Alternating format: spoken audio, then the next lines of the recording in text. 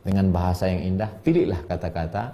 Karena kalau tidak kita kenalkan, kalaulah manusia ini tidak saling amar ma'ruf nahi mungkar, saya yakin dan percaya kritik-kritik itu tidak menjatuhkan, tapi menyelamatkan kita semua.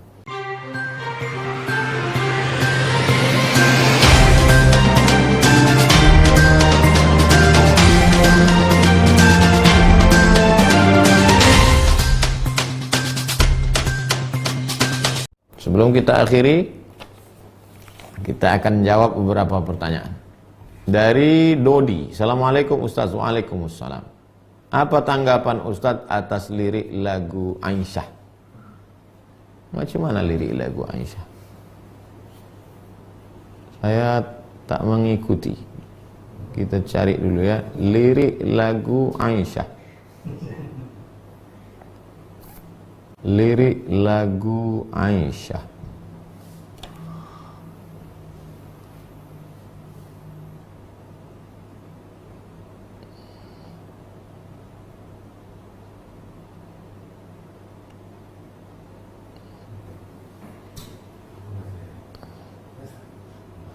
Lirik lagu Aisyah. Mulia indahnya, tak pula. Mulia indah cantik berseri, kulit putih bersih merahnya pipimu. Dia Aisyah putri Abu Bakar, istri Rasulullah. Aisyah itu ibu saya. Yang mengatakan Aisyah itu ibu saya Allah Subhanahu wa taala. Wa azwajuhu ummahatukum. Istri Muhammad SAW itu adalah ibu kamu. Aisyah itu ibu saya. Lalu kemudian keponakan saya yang perempuan, anak adik saya, bertanya tentang neneknya. Dia masih gadis, masih umur belasan tahun. Maka saya ceritakan, Aisyah itu pipinya merah, kemudian mesranya dia dengan, karena begitulah bahasa milenial. Lalu kemudian cerita saya tentang neneknya ke cucu yang generasi milenial ini didengar oleh kakak ibu saya. Cerita saya ke cucu ini didengar, mendengar cerita itu, kamu gak sopan, masa emakmu kamu sifati seperti itu. Bahasa yang saya pilih waktu itu sebenarnya untuk ponakan saya, yang milenial itu, yang masih muda belia itu. Tapi didengar oleh orang tua, dia katakan gak layak. Itu bahasa ke ibumu gak cocok, gak sesuai seperti itu. Kedua-duanya sayang. Saya sayang ke keponakan saya, maka saya pakai bahasa yang saya pilih. Itulah yang sesuai untuk milenial. Saking sayangnya saya tidak mau cucunya ini lupa pada neneknya. Tapi juga abang ibu saya sangat sayang kepada adiknya. Dia tidak ingin kami menjadi anak yang kurang ajar, sehingga menyifati suatu sifat yang tak layak untuk ibu kami. Begitulah orang kalau sudah terlalu sayang. Oleh sebab itu jangan lupa, ketika pilihlah kata-kata. Alhamdulillah beberapa hari ini kan sudah ada syair yang baru. Tidak lagi menyebut Aisyah saja. Oh Sayyidah Aisyah, Siti Aisyah, oh Sayyidah Aisyah. Jadi sudah ada perbaikan syair. Walau la daf'ullahi nasa ba'dhum bi ba'dhin. Kalaulah manusia ini tidak saling amar ma'ruf nahi mungkar, saya yakin dan percaya kritik-kritik itu tidak menjatuhkan, tapi menyelamatkan kita semua. Maka bagi insan seni, jangan pernah berhenti, teruslah berkarya. Kenalkan Fatimah, kenalkan Sayyidina Al-Hasan, kenalkan Sayyidina Al-Husain, kenalkan Sofia, kenalkan Ummu Kulthum, kenalkan Zainab. Dengan bahasa yang indah, pilihlah kata-kata, karena kalau tidak kita kenalkan, maka nanti mereka ini akan hilang dari anak cucu kita. Dengan bahasa mereka, dengan bahasa seni, dengan bahasa lagu, bilisani qaumi. Wallahu a'lam bishawab. Terakhir dari Bapak Halim, Ustadz, bagaimana sikap terbaik kita bila sedang puasa sunat, kemudian di kantor ada yang belikan kita sarapan? Famangkana, siapa yang mau membatalkan puasanya, faman sya'af an yuftir fal yuftir. Dari rumah sudah niat puasa sunat. Puasa sunat bulan Sya'ban. Lalu kemudian bertamu ke rumah orang. Ayolah puasa, ayolah silakan katanya. Faman syaa falyuftir, faman syaa an yuftir falyuftir. Siapa yang mau berbuka, batalkan. Tidak haram hukumnya karena bukan puasa Ramadan, bukan puasa qada, bukan puasa kafarat.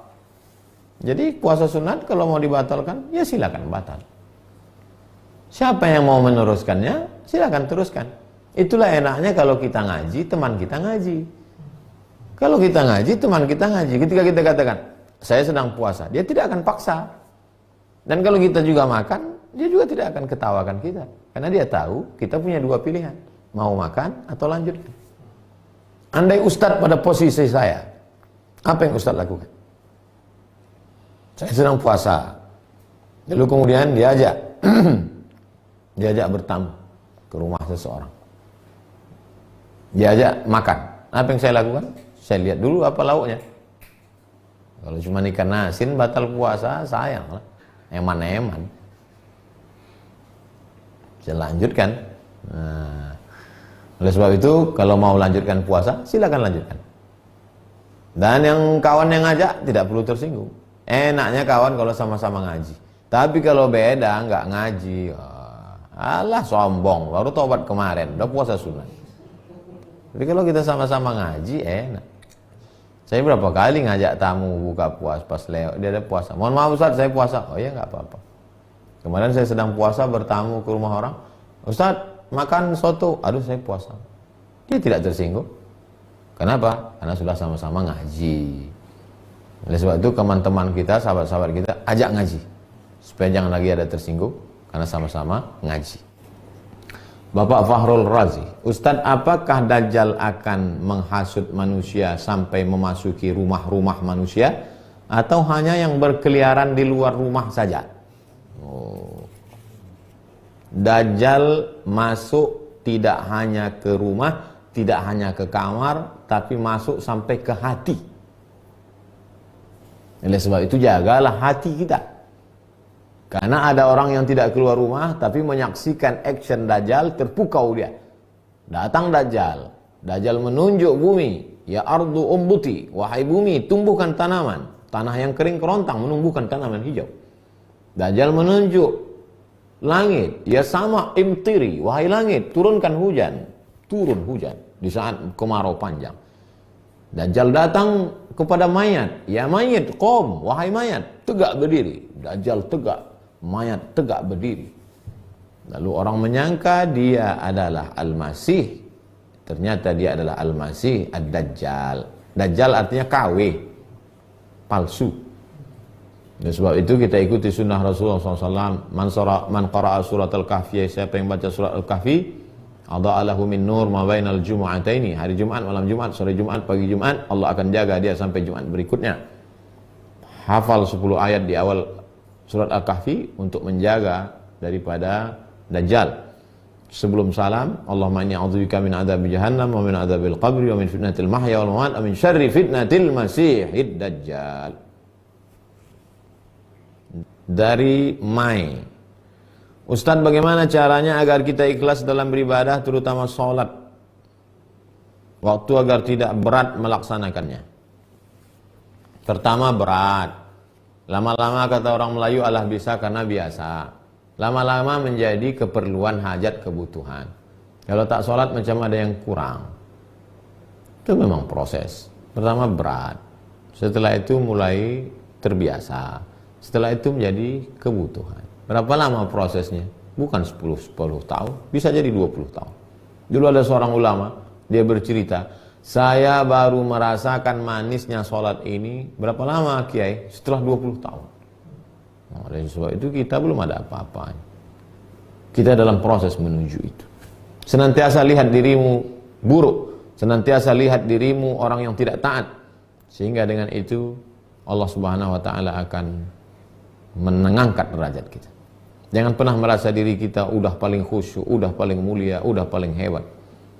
Dari Cindo,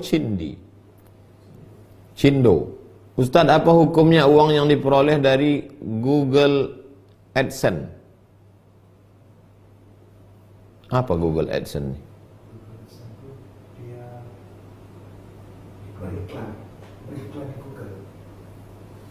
Saya punya produk, lalu saya iklankan.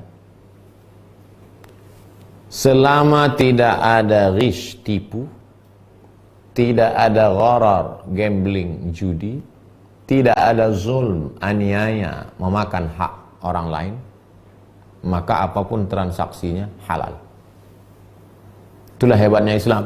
Islam tidak menyebut nama, tapi yang disebut substansi. Apapun namanya, YouTube, Instagram, Google, apapun nama transaksi.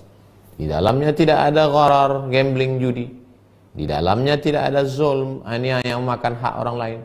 Di dalamnya tidak ada ketidakpastian, tidak ada, maka transaksi itu halal. Da'ma yaribuka ila ma la yaribuka. Tinggalkan sesuatu yang meragukanmu kepada sesuatu yang tak meragukan. Terima kasih. Mohon maaf atas segala kesilapan dan kekhilafan.